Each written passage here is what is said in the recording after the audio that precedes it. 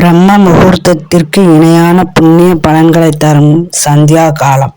பிரம்ம முகூர்த்தம் என்பது அதிகாலை நேரம். அந்த அதிகாலை நேரத்தில் எழுந்து ஸ்நானம் செய்து வீட்டில் விளக்கேற்றுவது மிகவும் அதிர்ஷ்டமான பலன்களை கொடுக்கும். பிரம்ம முகூர்த்த நேரத்தில் விளக்கு ஏற்றுபவர்களுக்கு தேவர்களின் ஆசீர்வாதமும் தெய்வங்களின் அருளும் கிடைப்பதாக ஐதீகம். ஆனால் பலருக்கு பிரம்ம முகூர்த்த நேரத்தில் எழுந்திருக்க இயலாது.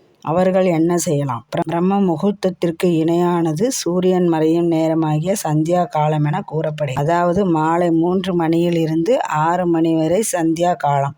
சந்தியா காலத்தில் இறுதியாக இருக்கும் 1 மணி நேரம் மிகவும் விசேஷமானது.